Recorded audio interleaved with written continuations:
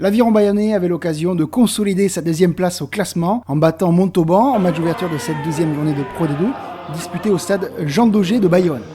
13 changements avaient été effectués dans les rangs montalbanais et très rapidement, la mêlée va être au cœur des débats et ce combat va tourner à l'avantage des Basques. Exemple ici à la 9e minute où les avants font le job à 5 mètres de l'embut.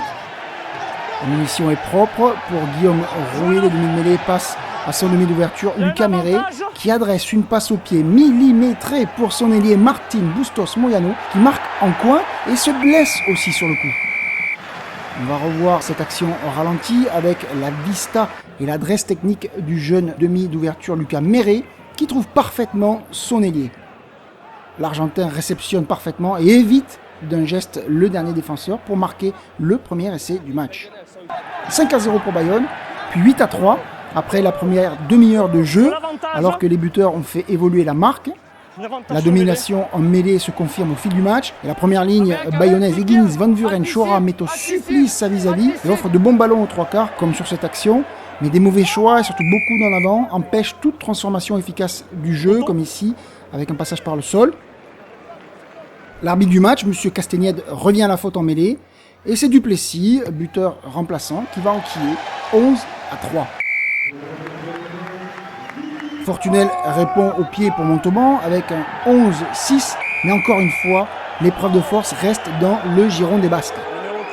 Monsieur Castagnède prend ses responsabilités et n'hésite pas à sanctionner sur cet effondrement le pilier de Sapiac, Philippard. Duplessis va poursuivre son 100% face au poteau avec un 3-3 et le score enfle à 14-6 pour des locaux plus réalistes qu'inspirés. 14-6, ce sera justement la marque à la pause. La reprise des hostilités ne va pas offrir que des mêlées, mais aussi des fautes et des coups de pied. Duplessis et Fortunel vont se charger de faire gonfler le panneau d'affichage à ce 17-9. Et à moins d'un quart d'heure de la fin, Montauban est alors contraint de finir le match à 14, car tous les remplaçants sont entrés et un énième blessé ne peut être remplacé. Les hommes d'Etcheto et Sénécal vont profiter, les trois quarts mettent du rythme et cherchent la latéralité.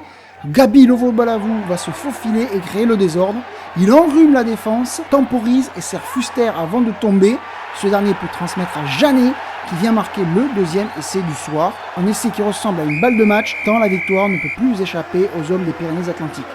À 22-9 et 2 essais à rien, les Ciels et Blancs vont obtenir le bonus offensif juste à ce petit par-dessus de Duplessis pour Lovo-Balavou. Le spectaculaire centre des Basques est le plus rapide pour se saisir du ballon et marquer en plongeant. Il s'agit là de la troisième réalisation des Bayonnais et ce 27-9 est entériné comme score final, un peu lourd pour des Montalbanais accrocheurs. Les Bayonnais n'en demandaient pas tant, vu le scénario du match, mais ce succès bonifié les conforte à leur deuxième place au classement. Montauban reste maintenant sur une série de 3 revers de suite.